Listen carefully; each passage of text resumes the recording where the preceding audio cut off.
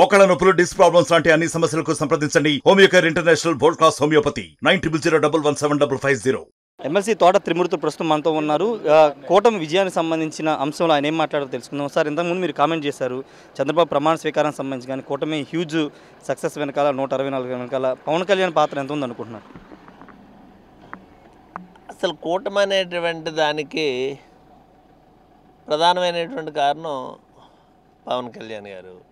అంటే దీంట్లో ఎంత పర్సెంటేజ్ ఉన్నది అనేటువంటిది మనం చెప్పట్లేదు తప్పితే అందరూ కలిసారు కాబట్టి ప్రజలు నమ్మారు, ఓట్లేసారు. ఇవాళ దాన్ని మనం తప్పు పట్టవలసినటువంటి అవసరం లేదు. దీంట్లో వచ్చినటువంటి క్రెడిట్ అంతా కూడా పవన్ కళ్యాణ్ గారిది అనేటువంటిది నా వ్యక్తిగతమైనటువంటి అభిప్రాయం. అది అంటే కేవలం ఉభయ గోదావరి జిల్లాలకే పరిమితం అవుతుందని వైసీపీ భావించింది, కానీ స్టేట్ మొత్తం దాని ఇంపాక్ట్ కనబడింది అనేది. ఉభయ గోదావరి జిల్లాలే కదా, అన్ని చోట్ల కూడా కనపడింది ఆ ప్రభావం.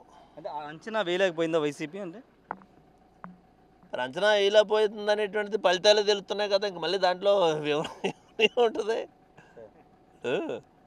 దాని యొక్క ప్రభావం ఎంత ఉంటుంది, ఏమంటుంది అనేటువంటిది ఫలితాలను చూసి అర్థమవుతుంది కదా. ఇంక దాంట్లో మనం చెప్పడానికి ఏముంటుంది. ఏమయ్యా సరే, ఇంకొకటి అసెంబ్లీ శాసన మండలిలో ఎలా వ్యవహరించాలని, ఇప్పుడు ఎలా వ్యూహాలతో ముందుకు వెళ్ళాలని ముఖ్యమంత్రి జగన్ గారు మీకు దిశానిర్దేశం చేశారు. ఏం చేయబోతున్నారు? ఏం చేయడానికి ఏదన్నా ఒక ఎజెండా వస్తుంది. శాసన మండలిలో ఏ సబ్జెక్టులు ఉన్నాయనేది వస్తుంది. సబ్జెక్టు వారీగా వాళ్ళు ఇచ్చినటువంటి ఏ సబ్జెక్టు తీసుకున్నా, ఏ చట్టాలు అక్కడ చేసినా వాటిని మేము కూడా బలపరచాల్సినటువంటి అవసరం ఉంది మండలిలోని. అది ప్రజలకు అనుకూలమైనది అయితే సమర్థిస్తాం, ప్రజలకు వ్యతిరేకంగా ఉంటే వ్యతిరేకిస్తాం. మొదటి రాబోతుంది ల్యాండ్ టైటిలింగ్ యాక్ట్ చట్టాన్ని ఈరోజు ఆయన రద్దు చేస్తూ సంతకం కూడా పెట్టబోతున్నారు. ఆ చట్టం శాసన మండలికి వస్తే దాన్ని వైసీపీ వ్యతిరేకిస్తుందా? ఏంటి సార్?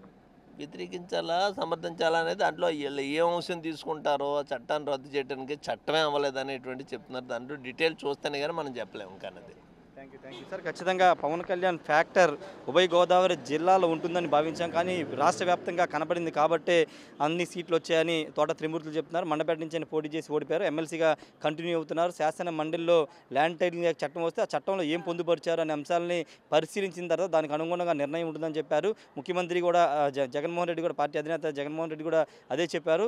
పార్టీకి సంబంధించిన అంశంలో శాసన మండలిలో ఏ విధంగా ముందుకు వెళ్ళాలి, చట్టాల బిల్లుల అంశంలో కానీ చట్టాల అంశంలో కానీ ఏ విధంగా ముందుకు వెళ్ళాలని దిశానిర్దేశం అయితే చేశారని తోట త్రిమూర్తులు చెప్తున్నారు. కెమెరా పర్సన్ ప్రసాద్, రాయ్ షార్ టీవీ, తాడేపల్లి నుండి.